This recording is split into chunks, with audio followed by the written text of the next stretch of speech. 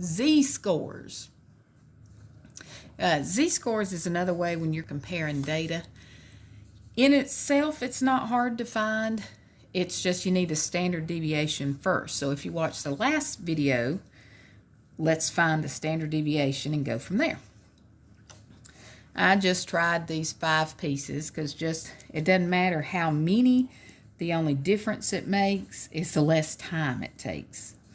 Because standard deviation and z-scores aren't very difficult, it's just the fact of they're tedious. So remember to find the standard deviation. First, we have to add them all up. So 14, 15, 19, 27, 30. Hopefully you get 105, 57, 87, 87 and 18. Yes. Okay, then we're going to divide it by 5 to get 21. And remember your very first column, x minus x bar, that's just your average. So 14 minus 21, negative 7. 15 minus 21, 19 minus 21, 27 minus 21, and 30 minus 21. Yeah, this one came out nice, unlike the standard deviation example. It might have had just a smidgen of help to do that. When I was finding some data earlier, just writing random numbers. Now then the next step, remember, is to square each of those so we can find the sum of squares. Very ingenious on the name of that. So negative 7 squared, 6 squared, 3 squared, 6 squared, 9 squared, 72, 9, 81. Oh, 81 and 81, 162. Did I add that right? Should get, I hope, 206, but let me. So what did I say? 72 and 9. So yeah, 81, 81, and 49, 211. Because let's see, 18 and 12, yeah. So sum of squares, 211. And then remember to find the variance.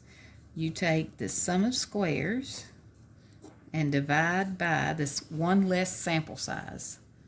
So there's 5 pieces. So 211 divided by 4, 52.75. And remember, last step to actually find the standard deviation, we're going to take the square root. So second square root, second, remember negative to hit answer to bring it up. I will say 7.3. Okay, now here's where the z-scores come in. The z-scores are going to tell us how much each individual score varies from the mean or from the average. So if you have a number that is the exact average, like notice how the average is 21. If 21 was one of our pieces of data, the z-score would be 0, because if the z-score is 0, that just means that it's the average or the mean. And so notice how some of these 3 scores were negative and those 2 were positive. Well, if my average is 21, notice how those 3 are less than average, those 2 are above average. So the same thing over here with z-scores. And to find them, it's actually not bad at all. The z-score is, you take that first column, x minus x bar, and you're going to divide by the standard deviation. So you're going to take, including the sign, negative 7 over 7.3, and you get negative 0.96. Then let's go ahead and find them all, then I'll show you some interesting things. Negative 6 divided by 7.3. Clear that. negative 0.82. Then 9 divided by 7.3. Or, oops, sorry, that should have been negative 3. I thought that was wrong. Negative 3. Negative 0.41. Now 6. Well, we've already got 6, so we can just bring that down. It's just going to be positive this time. Sorry. And then 9 divided by 7.3. 1.23. And you might be like, why are we doing this? What did this just tell us?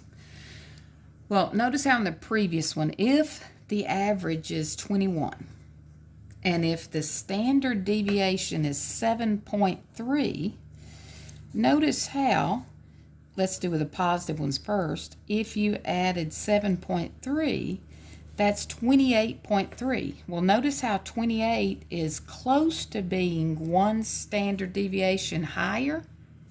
So notice how it is 0.82 or right under 1. 30, if one standard deviation is 28.3, 30 is a smidgen above that. So that's why its score has a z-score of 1.23.